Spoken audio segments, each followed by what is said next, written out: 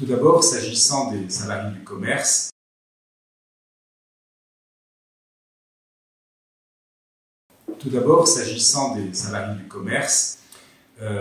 ils ont été évidemment en première ligne des personnes mises en danger au moment au pic de la pandémie, du fait, d'une part, qu'ils sont au contact d'une clientèle qui est importante en nombre et dans des zones de travail closes, dans lesquelles, dans un premier temps, aucune mesure particulière n'a été prise. Donc, il s'est écoulé pas mal de temps avant qu'il y ait une réaction et une relative mise en sécurité des lieux de travail, j'y reviendrai.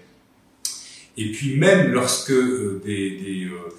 des masques ont enfin été mis à disposition ou alors des panneaux de plexiglas ont pu être installés, on a vu quand même que les gestes barrières n'étaient pas respectés par les salariés, non pas parce que les salariés du commerce sont idiots ou bien pas attentifs à leur santé, mais parce que ces mesures d'hygiène qui ont été imposées par en haut, sur la base de schémas établis par des experts d'en haut, sans tenir compte des réalités du travail et des conditions de travail et de la possibilité pour les salariés de les mettre effectivement en œuvre. Il peut être très très compliqué de garder un masque toute la journée quand on est vendeur, quand on est au contact avec des clients, quand on a de nombreuses choses à faire, ou bien de rester en permanence derrière un panneau en plexiglas, ou encore qu'on est obligé de manipuler beaucoup d'objets, de se passer du gel hydroalcoolique de façon suffisamment répétée. Ça, c'est la remarque générale que je fais, et avec un risque qui a été très fort parmi les salariés du commerce. Il y a également des disparités très importantes entre les différents lieux de travail, entre ceux qui ont fait de réels efforts avec des masques obligatoires et des gels hydroalcooliques à l'entrée des établissements, et d'autres où c'était vraiment du grand n'importe quoi, et ça allait rester tout le long de la pandémie. On n'a malheureusement pas, en tout cas pour le moment en France, de statistiques sur le nombre de personnes contaminées par le coronavirus par profession. Ces statistiques n'existent pas en France, existent dans peu de pays, et les seuls à les avoir publiées pour l'instant, c'est la Grande-Bretagne qui indique que les salariés les plus touchés, et ce n'est pas surprenant, ce sont notamment ceux des transports publics et ceux du commerce. Voilà, donc on peut imaginer que si c'est le cas en Grande-Bretagne, c'est sans doute aussi le cas en France. Il est probable que les salariés du commerce aient payé un des plus lourds tributs à cette pandémie. Salariés du commerce qui cumulent en gros les inconvénients ou les mises en danger entre des conditions de travail très difficiles, des salaires très bas, des horaires très écartelés, et en plus de cela, donc, cette exposition particulièrement importante au coronavirus, à tel point d'ailleurs que les magasins sont devenus sans doute des lieux dangereux pendant la pandémie, puisqu'il circulait quand même beaucoup de gens et que les conditions de protection n'étaient pas réunies.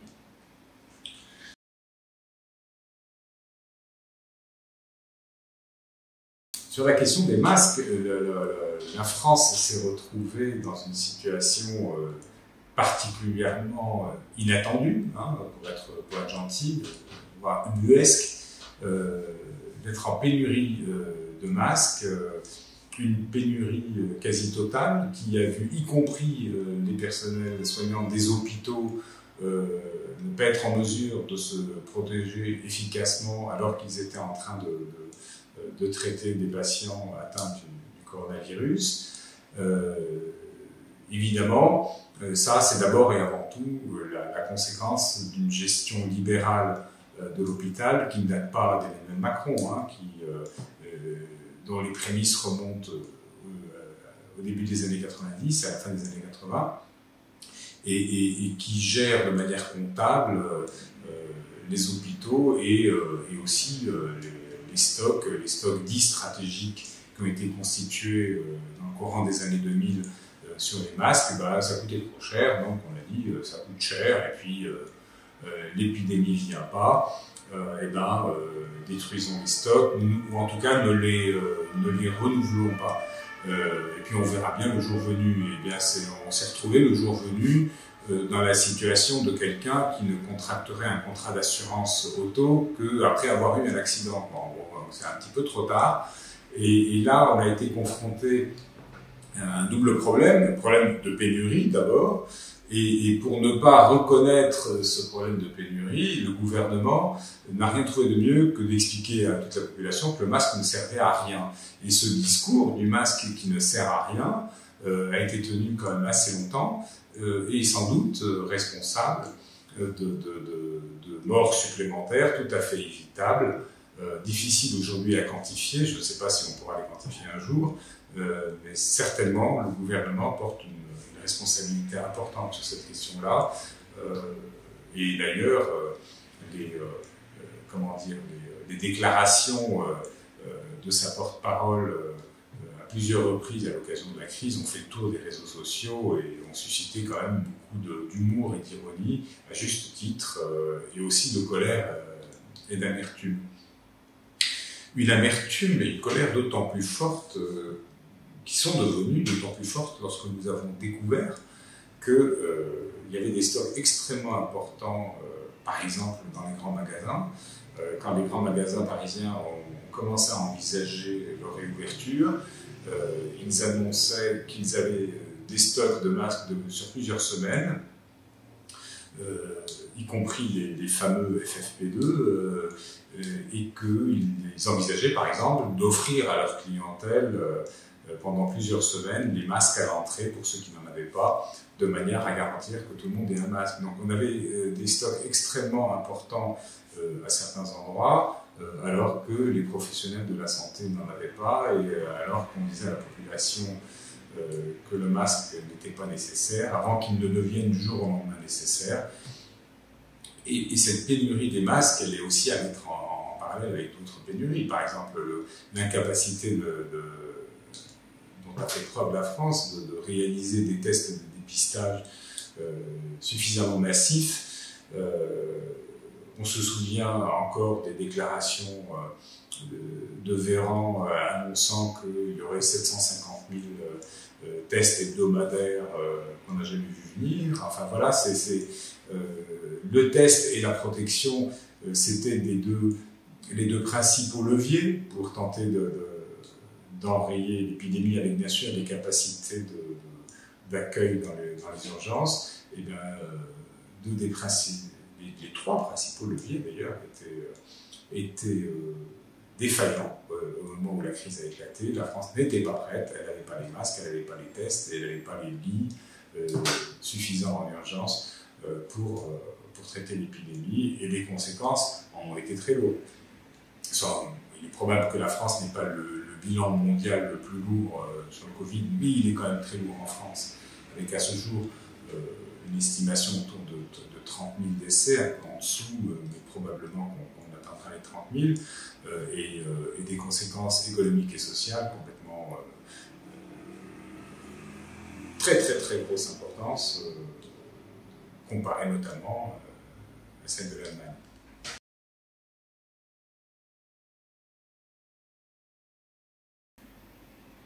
Il est également évident aux yeux des consommateurs, ceux qui en tout cas ne sont pas suffisamment riches pour être attentifs au prix des produits de consommation courante nécessaires, essentiels et alimentaires notamment, que les prix ont explosé pendant la période. Il n'y a pas encore de statistiques immédiatement disponibles, mais c'est un phénomène qui est extrêmement sensible.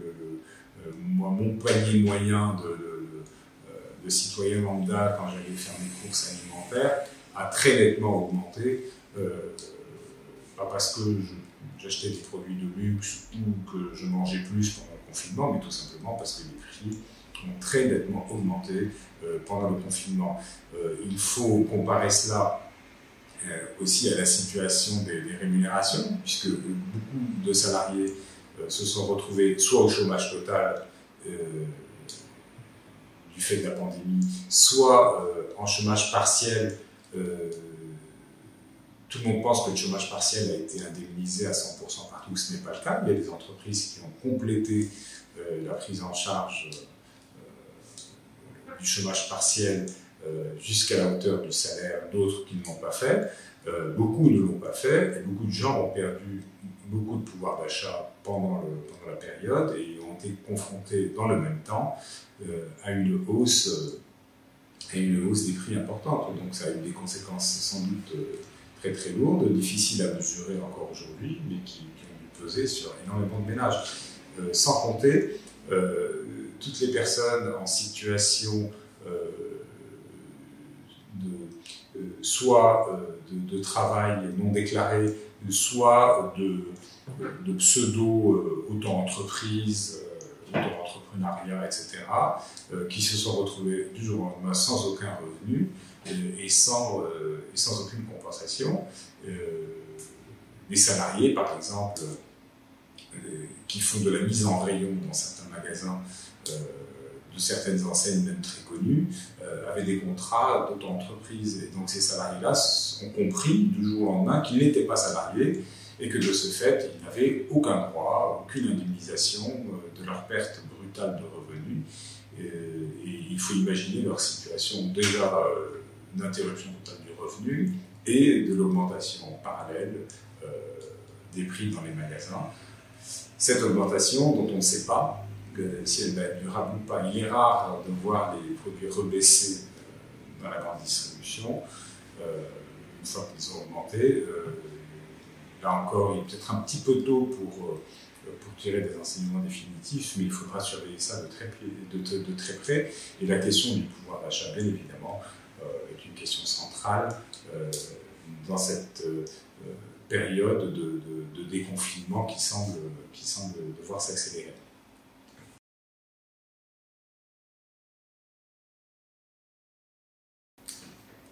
La pandémie est intervenue à un moment où les économies mondiales donnaient des signes de fragilité très importants. Les prévisions étaient déjà très pessimistes avant même qu'on ne parle de pandémie. Et évidemment, la pandémie n'a rien arrangé. Pas de la même manière selon les pays. Là encore, il y a une différence importante entre par exemple, la France et l'Allemagne.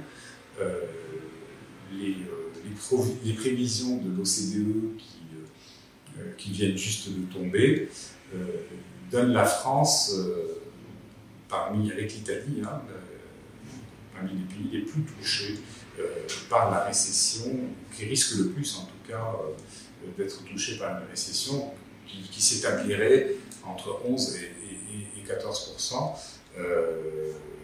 Donc la France est dans le haut de la fourchette avec l'Italie parce que son état d'impréparation l'a amené à prendre des mesures de sévérité extrême pour enrayer la pandémie. Alors, bien évidemment, elles étaient à l'instant T devenues nécessaires. Il n'est pas question aujourd'hui de remettre en question, pour moi, la nécessité du confinement lorsqu'il est intervenu. Mais s'il a dû intervenir ce confinement et de façon aussi brutale, c'est parce que les pouvoirs publics étaient complètement défaillants dans la préparation de cette pandémie, ce qui n'a pas forcément été le cas partout. Cette crise économique va se traduire se traduit déjà d'ailleurs par des vagues de licenciements importantes. On a vu les annonces de Renault par exemple, mais on parle beaucoup de Renault, on parle moins du commerce. Le commerce est en très grande difficulté. 14 000 emplois sont immédiatement menacés, ne serait-ce que dans l'habillement, comme le commerce de l'habillement. 14 000 emplois sur 120 000. Hein, c'est une proportion gigantesque. Je ne parle que de l'habillement. Et l'ensemble du commerce est touché. Le commerce au sens large, c'est-à-dire évidemment les magasins de vente de détail, mais également les hôtels, les cafés, les restaurants. Hein. Les hôtels, par exemple, ne prévoient pas une reprise normale de l'activité avant au moins l'année 2022. On imagine donc qu'il va y avoir des disparitions nombreuses d'entreprises et bien évidemment un chômage important à la clé.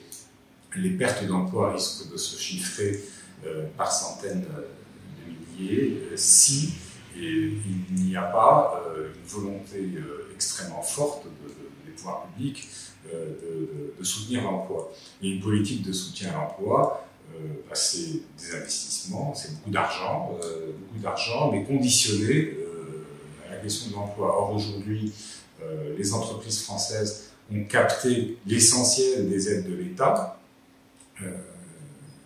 les aides liées au confinement et à l'arrêt des entreprises, mais elles l'ont capté sans contrepartie, sans engagement. Et le passé récent de la dernière décennie, pour le moins, montre que ces aides apportées sans contrepartie sur de simples déclarations d'intention et sans contrôle de l'État aboutissent toujours à la même chose, c'est-à-dire vont au bout du compte, pour faire simple, dans la poche des actionnaires et n'ont aucun bénéfice sur l'emploi.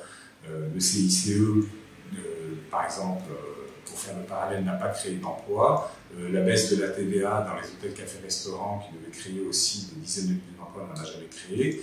Et on imagine bien qu'aujourd'hui, les entreprises sans contrainte, qui reçoivent de l'argent sans contrainte, sans contrepartie, vont reconstituer sans doute de la trésorerie et ou verser des dividendes, et certainement pas, si on ne les y contraint pas, sauver les emplois. Donc il est absolument indispensable, si on ne veut pas se retrouver dans une situation de chômage de masse accrue. On est déjà dans une situation de chômage de masse ancienne en France, hein, mais là, un bond en arrière qui serait catastrophique. Empêcher ce bond en arrière catastrophique nécessite absolument une intervention massive des pouvoirs publics et qui soit conditionnée, c'est-à-dire pas d'aide aux entreprises qui versent des dividendes, pas d'aide aux entreprises qui licencient. Si on ne va pas dans cette direction-là, effectivement, les risques pour l'emploi sont des risques majeurs. Par ailleurs, plus que jamais, la question de la réduction du temps de travail aujourd'hui se pose au premier chef. On sait que sans réduction du temps de travail, le chômage ne peut pas baisser en France. C'est le cas, ça ne date pas d'hier, hein, c'est le cas depuis les années 60, c'est-à-dire même à l'époque dite des 30 glorieuses, qui n'ont glorieuse que le nom, le chômage qui à l'époque était à un niveau très faible, autour de quelques centaines de milliers de chômeurs en France, il n'aurait pas pu se maintenir à ce niveau-là si tout le long de cette période, la durée du travail effectif n'avait pas baissé.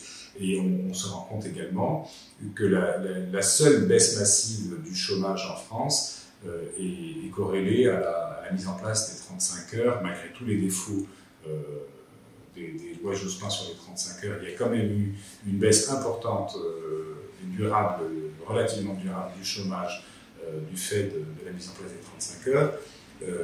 Cette question-là, elle est majeure, elle est centrale, à la fois pour permettre au plus grand nombre de travailler, évidemment sans perte de salaire, mais également pour permettre une vie en dehors du travail à laquelle aspire la très grande majorité des gens.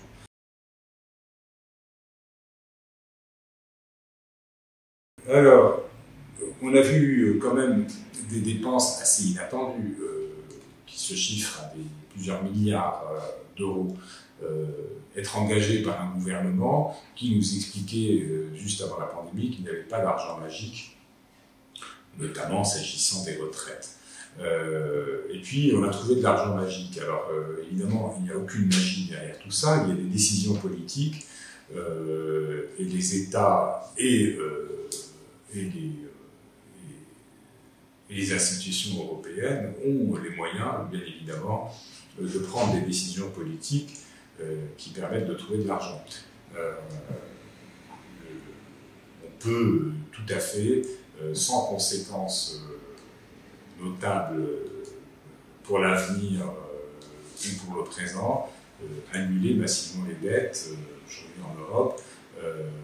C'est une question de volonté politique et pas une question de mécanisme économique qui serait inéluctable, qui nous amènerait inéluctablement à l'effondrement de l'économie et à des dégâts très lourds pour ceux qui auraient prêté de l'argent, etc. Ce n'est pas vrai. Donc, pour trouver de l'argent, pour faire ce qu'il faut faire aujourd'hui, c'est-à-dire investir, soutenir l'activité, transformer aussi l'activité, parce que la pandémie a rappelé quand même des choses très importantes, notamment sur tout ce qu'on produit d'inutile, sur le désastre qu'on est en train d'imposer à notre environnement, etc. Et donc tout ça nécessite des reconversions massives, des reconversions qui accompagnent le soutien à l'emploi et des reconversions dont les salariés ne doivent pas être évidemment les victimes. Et pour cela, il faut dépenser beaucoup d'argent, et cet argent, on peut faire le choix politique de le dépenser. Il ne sera pas magique, mais il existe. Le tout est de l'employer dans la bonne direction. Quand Macron parle d'argent magique, c'est toujours pour dire qu'on ne peut pas payer les salariés. En gros, hein, les salaires sont trop élevés, les salariés ont trop de droits, les retraites coûtent trop cher, la santé coûte trop cher, tout coûte trop cher, sauf les actionnaire, sauf les prétentions des financiers. Voilà, donc c'est pas une question de magie ou pas magie, c'est une question de choix économiques, de choix politiques, et surtout de rapports de force sociaux. La période, et j'enchaînerai peut-être avec la dernière question,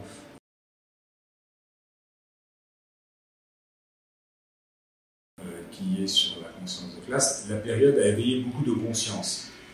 Beaucoup de conscience. La première d'entre elles, c'est le caractère absolument indispensable d'un hôpital public de qualité.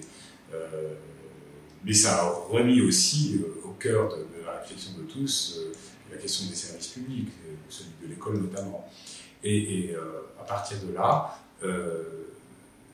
est-ce que ça pourra favoriser des rapports de force sociaux qui contraignent les actuels et les futurs gouvernants à des concessions? Peut-être. Mais rien n'est gagné d'avance là-dessus.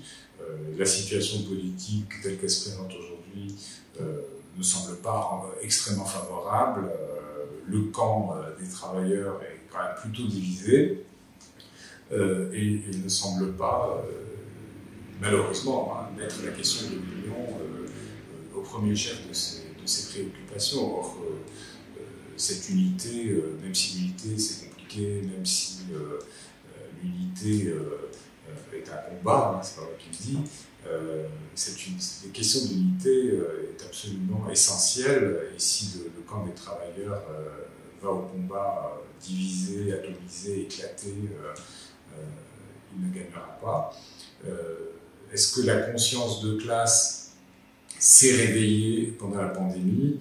Je dirais que le problème du recul de la conscience de classe en France, il est profond et il ne peut pas être résolu comme ça, là encore, pour reprendre le terme de magique, de manière magique, du jour au lendemain, parce que la conscience de classe, elle était bâtie autour aussi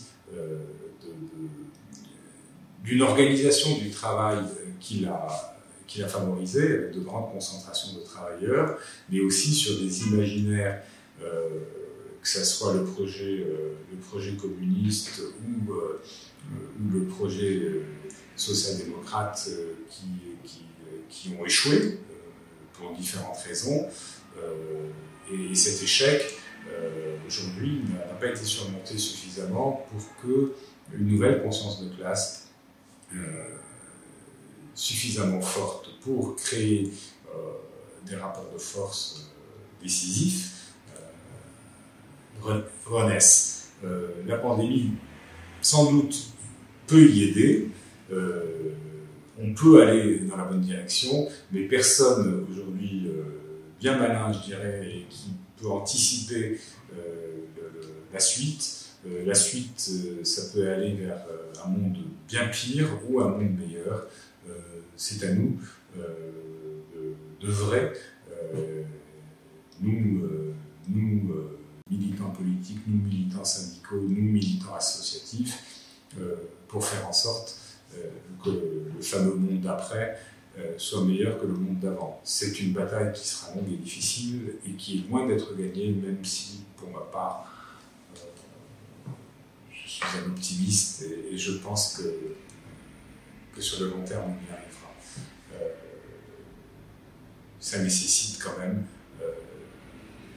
que les forces militantes aujourd'hui, antilibérales, anticapitalistes, se réunissent et soient capables d'être beaucoup plus unitaires qu'elles ne